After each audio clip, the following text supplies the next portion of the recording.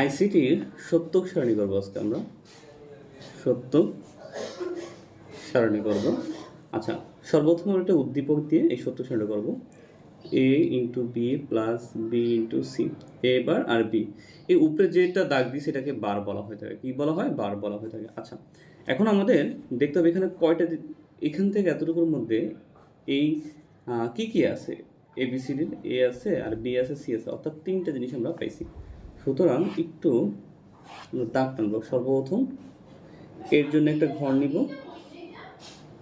বির জন্য একটা ঘর নিব, সির জন্য একটা ঘর নিব, এ বি সি। এখন এ বার আর বি বার, এ বার নিলাম, বি বার নিলাম। এ বার ইন্টু বি, এই জিনিসটা নিব, এ বার ইন্টু বি। তারপর আছে বি বার আর সি, এতটুকু নিলাম।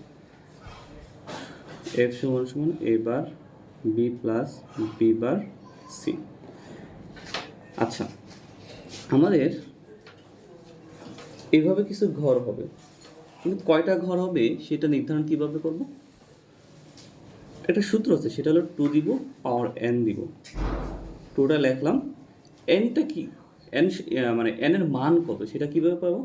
এইখানে কয়টা এ বি সি ডি পাইছিলাম, অর্থাৎ সারিবদ্ধভাবে কয়টা পাইছিলাম? এ পাইছিলাম, বি পাইছিলাম, সি পাইছিলাম। কয়টা পাইলাম? তিনটা জিনিস পাইছি। সুতরাং এই n এর মান 3। তাহলে এটা 2 ইন্টু 2 ইন্টু 2, মানে 3টা 2 হবে। তাহলে 2 দোকানে 4, 4 দোকানে কত? 8। এ 8টা ঘর হবে এখানে।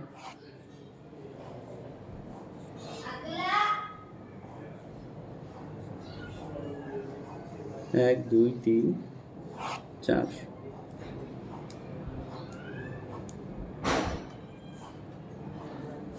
5, 6।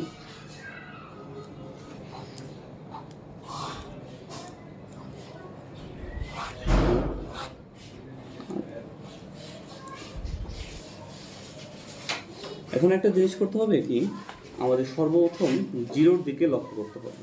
জিরো কয়টা ঘর আছে? 1, 2, 3, 4, 5, 6, 7, 8টা ঘর আছে। সুতরাং আমরা এখানে ভাগ করবো 8টারে। কি যদি ভাগ করি, অর্থাৎ সমান ভাগে ভাগ করতে হবে, অর্থাৎ 4টা 0 হবে, 4টা 1 হবে, এলো কথা। আবার এই 2টা 2 আর 2 4, এই 4টা 0কে ভাগ করবো, অর্থাৎ 2টা 2টা হবে সমানভাবে, 2টা 0, 2টা 1।